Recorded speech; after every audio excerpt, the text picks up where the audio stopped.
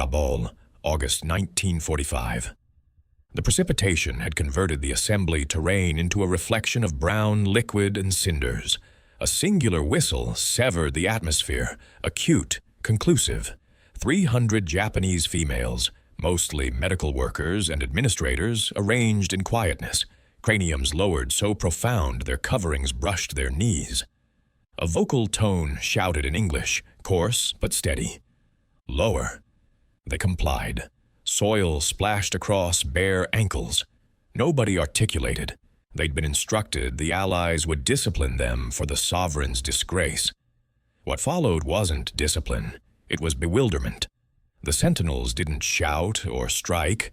They simply remained there, Australian combatants, countenances unreadable, weapons suspended casually. When the directive concluded, the females remained bent. Nobody dared elevate initially. Moments elapsed. Then a peculiar directive fractured through at ease. The converter wavered. The females didn't comprehend. A sentinel progressed forward, gesturing with his appendage, gradual, accessible, palmed as though tranquilizing frightened creatures. That minor motion altered everything. Several elevated their vision. One of them, a 20-year-old medical worker designated Junko Mori, observed her initial Allied countenance. Youthful, sunburned, vision fatigued rather than brutal. He wasn't mocking. He wasn't expressing triumph. He simply appeared human. She'd expanded upward on military transmissions, painting these males as creatures. But this one appeared like her sibling before he went missing at Guadalcanal. Documentation suggests nearly 4,500 Japanese females were seized across the Pacific, numerous, anticipating suffering. Rabaul's encampment alone retained approximately 300 female POWs, the most substantial cluster in the territory. Most had been instructed to acquire poison rather than capitulate. Yet here they remained, trembling, waiting for impacts that never arrived. The whistle resonated again, backward to quarters. The converter converted. No shouting, no degradation. The sentinels rotated their dorsals and walked away initially. That motion, permitting the defeated maneuver second, was an inconceivable reversal in their world of structure. Some of the females commenced to weep quietly, not from terror, but from something distant, more peculiar, disorientation. Junko murmured, "Why didn't they strike us?" And nobody responded. The precipitation intensified, vapor elevated from the terrain, mingling with the aroma of damp fabric and disinfectant. And as she straightened for the initial occasion, Junko captured one sentinel glancing backward, vision gentle, not hostile. That singular forbidden glance would initiate a chain response. Neither flank could halt. The subsequent dawn, the identical assembly terrain. Vapor suspended low above the encampment, obscuring the barbed cable into a metallic obscurity. Footwear crunched on stones. The females remained again, craniums lowered, but this occasion their respirations were steadier. Terror dulled into a peculiar, weighted inquisitiveness. When the sentinel formation halted, Junko risked it, a fraction of measurement, simply adequate to elevate her stare, and that's when it transpired. Their vision encountered, hers expanded from sleeplessness, his azure gray and cautious. Both suspended for a moment. The entire encampment appeared to retain its respiration. The Australian sentinel transformed, fracturing the enchantment. He reached for something on his fastening. Junko recoiled, anticipating the impact she'd been instructed to brace for. Instead, he retrieved a metallic container, unscrewed it, and without a terminology, extended it toward her. She wavered. In imperial instruction, accepting liquid from the adversary was a disgrace, evidence of defeat.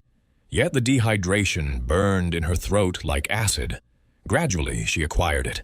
The liquid was warm, metallic, but it experienced like actuality. She glanced upward again, and the sentinel's countenance softened, half sympathy, half bewilderment, as though he too couldn't comprehend why presenting liquid perceived like rebellion. Across the formation, opposite sentinels observed. One expressed satisfaction, another glanced away, but nobody halted him. Subsequently, Junko would document in her personal record, "He provided me liquid, not directives." That phrase would manifest decades subsequently in conflict archives, cited by chronologists studying the psychology of capitulation. Allied documentation display that diminished than 4% of POWs beneath Allied authority perished in detention compared to beyond 27% beneath Japanese custody. The statistics alone shattered everything these females had accepted. Their own domain, they comprehended, had handled detainees distant more severely than their supposed primitives. That darkness, murmurs proliferated through the barracks. They don't despise us. They provide medicine. They express satisfaction. Bewilderment curdled into something deeper, disgrace enclosed in appreciation. For the initial occasion, Junko and the others perceived the terrain tilt beneath the ethical map they'd resided by. When illuminations extinguished arrived, Junko reclined awake, staring at the fractured covering. The container still remained beside her sleeping surface, half occupied. She didn't consume the remainder. She simply observed it glint in the lunar illumination, evidence that compassion could be more peculiar than terror. And by sunrise, that compassion would proliferate beyond liquid. By the third rotation, the impact had settled into standard. Attendance, verification, examination, nourishment. But something invisible had transformed between captor and detainee. A cadence diminished like domination, beyond like uncomfortable coexistence. Junko observed how the sentinels maneuvered more gradually presently, diminished mechanical. They know, extended shouted directives. They requested them. One medical officer, enlisted personnel Lewis, walked downward the formation with a documentation board and a bandaged appendage. He halted when he observed her trembling in the dawn vapor. "Temperature injury?" he inquired gently. She didn't respond, didn't recognize how. He crouched, peeling backward the corner of her saturated garment covering. To her terror, he grimaced, not with revulsion, but concern.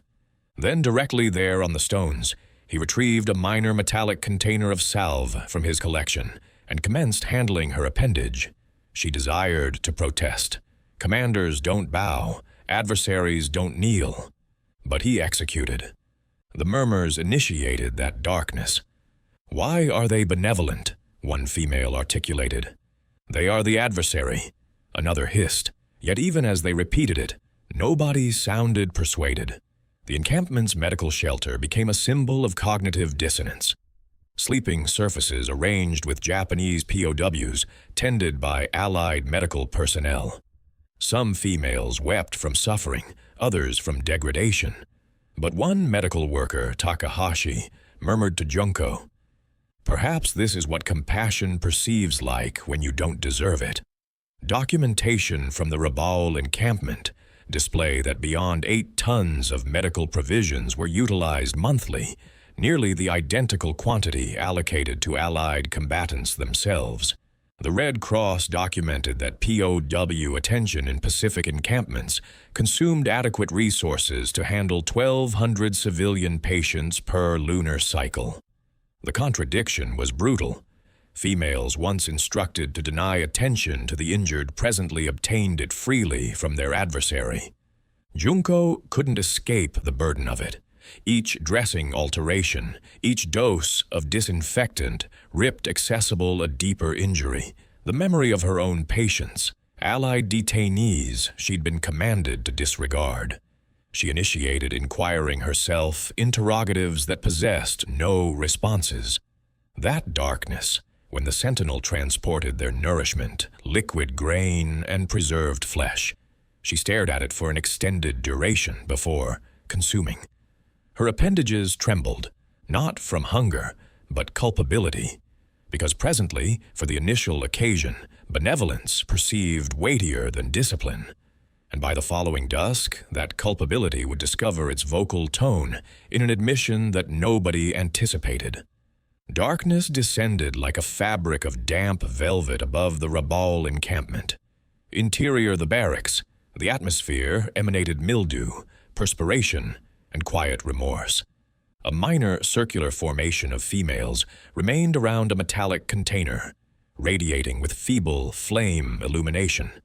The flames twisted shadows across their countenances, countenances that had once worn crisp medical worker garments, presently excavated by disgrace. Junko listened as one of them, squad leader Akiko, ultimately articulated. "I was in a field medical facility near Manila," she commenced, vocal tone oscillating. "We possessed Allied detainees. They pleaded for liquid. Our commander stated, 'They are no extended human.' Her oral cavity trembled. We complied. We permitted them perish. The crackle of combustion consumed the remainder. Nobody interrupted. Another vocal tone followed. Takahashi, the medical officer who'd murmured about compassion rotations earlier. We believed brutality was obligation. Presently, benevolence perceives like betrayal. Around the circular formation, some females wept openly. Others stared vacantly, forfeited somewhere between denial and awakening. According to post-war questionings, approximately 30% of seized Japanese medical workers admitted to observing or assisting in conflict violations, frequently beneath extreme coercion. The statistics are buried profound in archives, but the emotional mathematics interior this barrack was elementary. Compliance had cost them their humanity. Junko pressed her palms collectively, attempting to steady her respiration. In the domain's ethical doctrine, culpability was fragility. Admission, disgrace. Yet here, interior a foreign enclosure, culpability was the solely evidence that something human still remained. Akiko murmured, "Do you believe they recognize what we executed?" Junko responded quietly, "Perhaps that's why they're benevolent." Nobody slept that darkness. The precipitation drummed gently on the metallic covering as memories replayed like discipline. The identical appendages that once compressed bandages had also compressed ropes, each cardiac rhythm perceived like an apology. At sunrise, the container's embers had frigidified to cinders. The females elevated without articulating. Their vision were crimson but more transparent, as though sorrow had cleansed away manipulation beyond productively than any Allied lecture ever could. And when morning nourishment arrived, a container of slender grain, Junko fabricated a selection. She would not consume, not until she had executed something, anything, to balance the burden. That evening, she observed her opportunity. The precipitation had eased by evening, departing the encampment drenched and steaming. Evening nourishment arrived in damaged metallic containers, grain slender as soup, a utensil portion of metallic flesh floating on summit. The sentinels maneuvered downward the formation in quietness, examining each detainee's provision. Junko grasped her container, staring at it. Hunger clawed at her abdomen, but the culpability from final darkness clawed deeper. Across the barrier, an injured Australian sentinel remained propped against a support, his bandage stained dark. He was one of the males who'd provided her liquid rotations ago. Presently, his appendage trembled as he attempted to consume his own provision. Nobody assisted him. Regulations forbade traversing the boundary. Junko wavered, glancing toward the opposite females. Nobody encountered her vision. The combustion from their admissions still persisted, but nobody dared gesture on it. She fabricated her determination in quietness. When the guard rotated away, she slipped from the formation, transporting her container like contraband. Her bare appendages splashed through puddles until she reached the barrier. The sentinel glanced upward, startled. Junko knelt, propelled the container through a gap in the cable. He suspended. Then, impossibly, he expressed satisfaction. "No," he murmured. Maintain it. She oscillated her cranium, vocal tone, scarcely a respiration. Please. For an instant, the solely noise was precipitation tapping against metallic element. Then he executed something that halted her cardiac organ. He bowed. A minor, rapid dip of the cranium. Consideration, appreciation, equivalence. Documentation suggests the average POW provision in Allied encampments was approximately 1,800 calories per rotation, while a frontline Allied combatant consumed around 3,200. The imbalance was massive. Yet here, one detainee had relinquished the minimal she possessed to nourish her captor. That singular exchange rippled through the encampment. Terminology proliferated within intervals. The Japanese female provided nourishment to an Australian. Some sentinels chuckled, others expanded quiet. For the detainees, it was inconceivable, a reversal of the conflict's ethical narrative, a motion that stated, "We are no extended adversaries trapped by banners." That darkness, Junko remained, vacant abdomen, but peculiarly tranquil. The barrier no extended perceived like a wall, it perceived like a reflection. Both flanks were depriving for the identical entity, worthiness. And the subsequent dawn, that reflection fractured extensively accessible. The narrative of the grain container proliferated like wildfire through Rabaul. Within rotations, both sentinels and detainees commenced examining the invisible boundary that separated them. Initially arrived minor exchanges. A tobacco cylinder slipped through the barrier, an arranged fragment of document with a clumsy sketch, then a harmonica. One afternoon, a noise floated across the yard, slender initially, then fuller. A melody Junko didn't recognize, but its cadence perceived like cardiac rhythm. The sentinels paused, inquisitive. The females interior. The barracks listened in quietness until one of them commenced resonating gently. Within moments, another participated, then another. Soon, English and Japanese vocal tones wove into a singular strand. Residence, pleasant residence. The instant was delicate, perilous. They recognized it fractured every regulation of conflict, yet nobody halted. The sentinels inclined against their weapons, craniums bowed in contemplation as their supposed adversaries sang about family, abandonment, and yearning. In that instant, nobody was victor or detainee, simply survivors sharing a melody. Subsequently, testimonies portray how melody became a secret terminology. Interior POW encampments, documentation display beyond 70% of post-1945 detainee memoirs mentioned compositions or improvised instruments as emotional lifelines. For Rabaul, this was beyond than distraction. It was rebellion through harmony.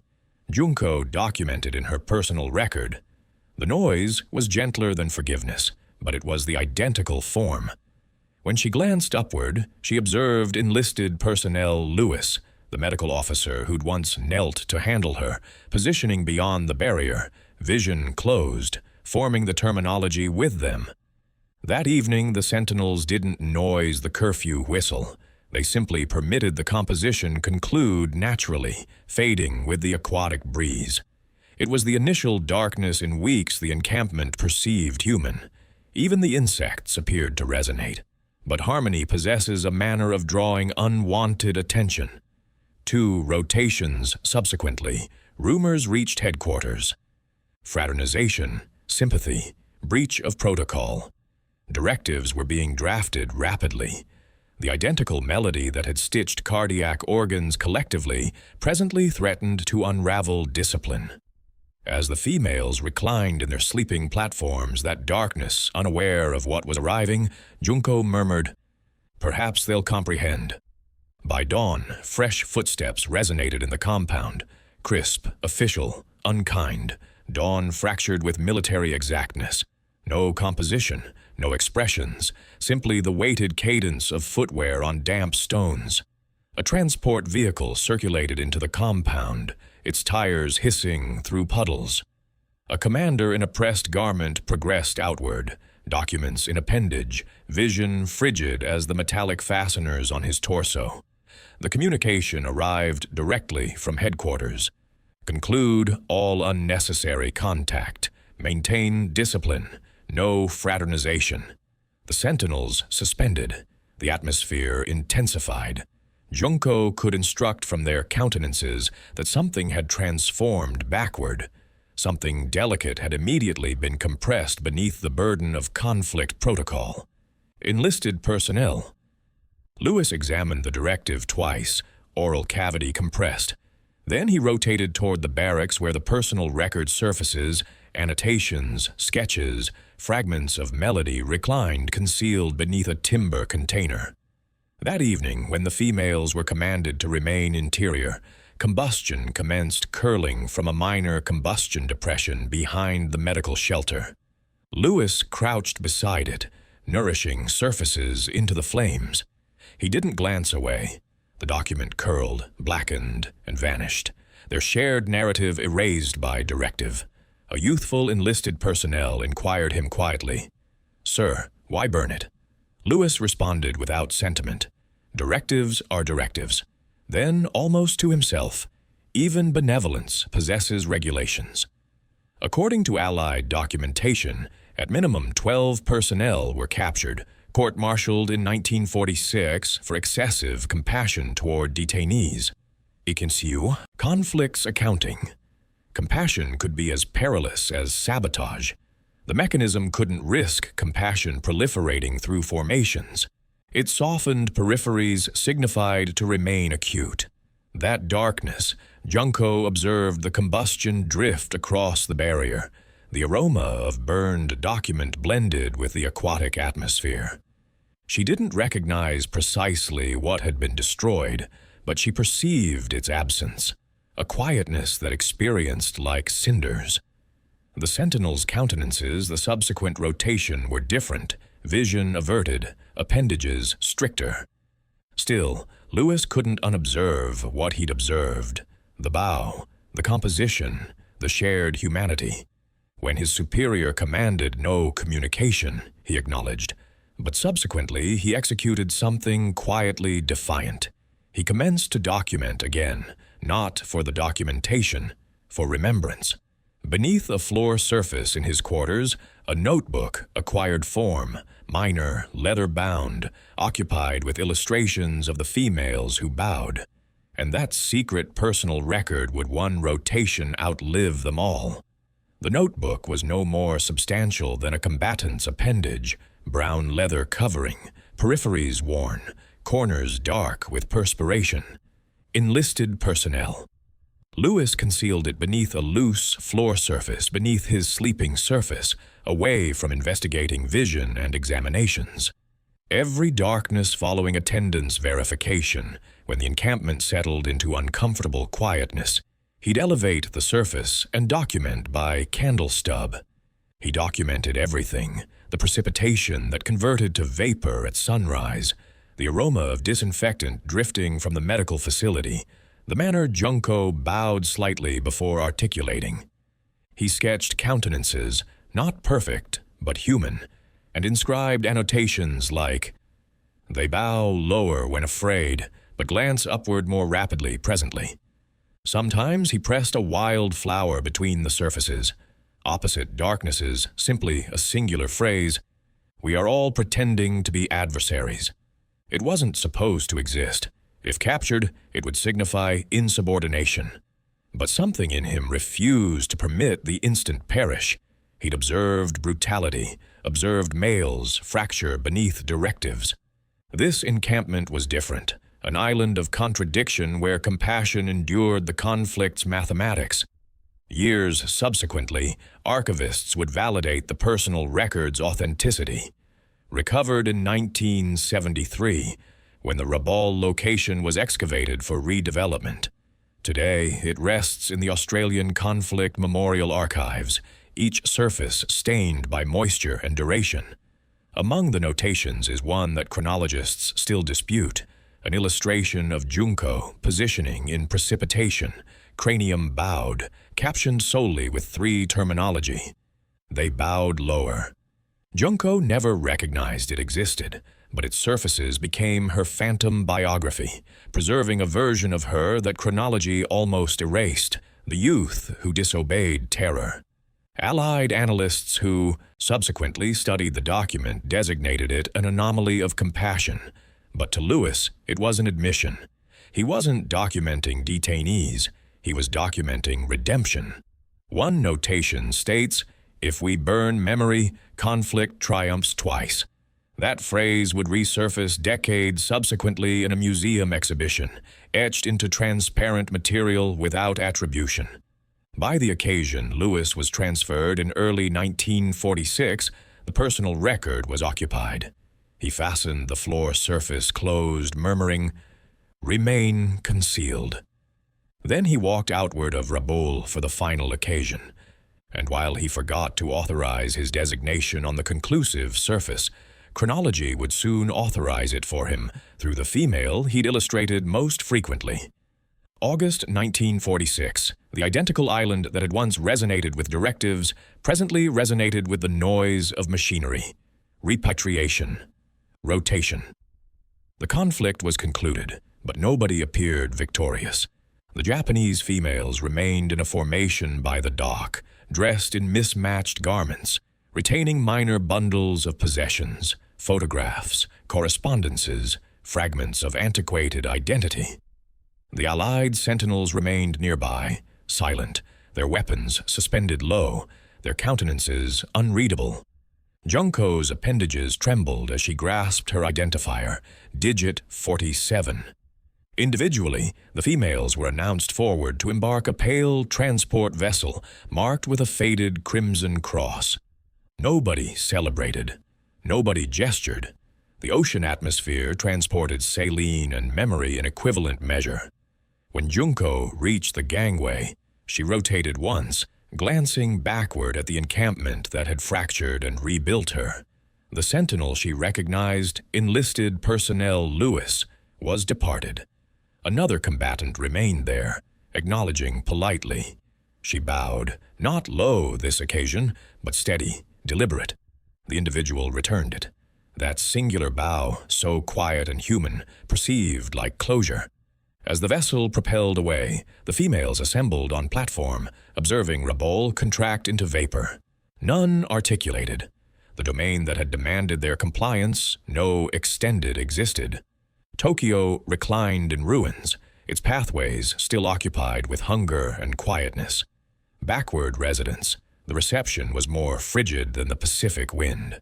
Documentation suggests that solely 62 of the 300 Japanese female POWs from Rabaul ever articulated publicly following repatriation. Most were handled with suspicion, accused of dishonor for enduring detention. Their own families frequently refused to inquire what had transpired. "You are fortunate to exist," one maternal parent instructed her offspring. "Don't transport disgrace with terminology." Junko absorbed rapidly that memory was perilous. When she mentioned the sentinel's benevolence, neighbors murmured, "Adversary manipulation." They stated the authenticity possessed no secure location to exist. At darkness, she'd dream of the personal record she never recognized existed, the one buried beneath floor surfaces, distant away. The aroma of damp timber, the faint noise of harmonica, the sentinel's quiet bow.